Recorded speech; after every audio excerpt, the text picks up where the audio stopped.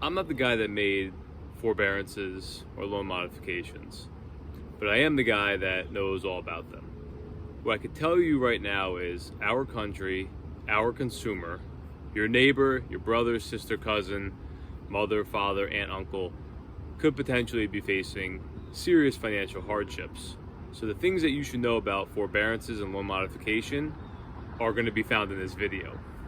First thing is, forbearances came in 3 months up to 18-month terms. Okay, the problem is the loan department handling the forbearance is not the same loan department that's handling the process of the forbearance. What I mean by that is when you supply the documentation for a forbearance and you're granted the forbearance, they then approve it and hand it to another department. Department A doesn't talk to Department B. So while you may consider your loan to be current because you have a forbearance, you're not wrong. However, when you get your mortgage statement and it says principal and loan amount owed $750,000, past due amount $88,000, your loan is not current as far as lending is concerned. You will be unable to refinance your mortgage if that past due amount has a balance. Okay, so there are a couple different avenues and options that you have.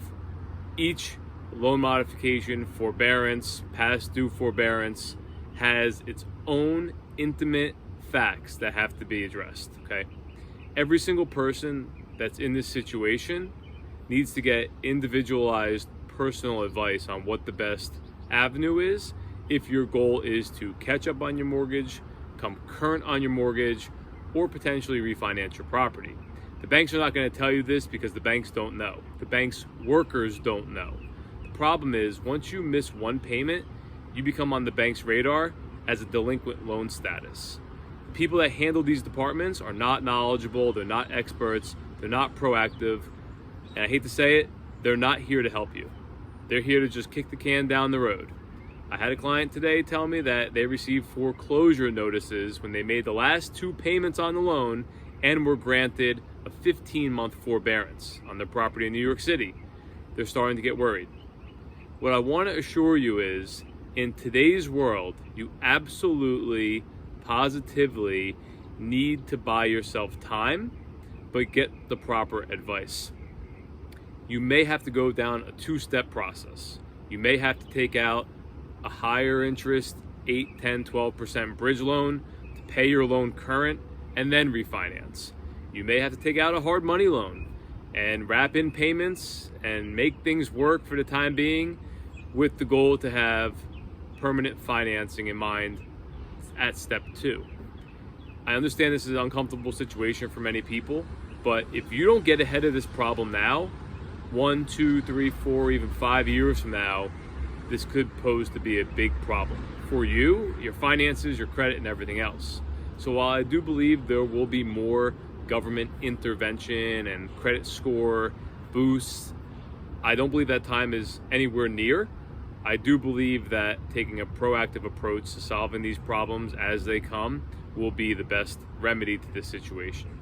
So if you or anybody you know have a loan in forbearance or a delinquent mortgage or received foreclosure paperwork, contact me at any time.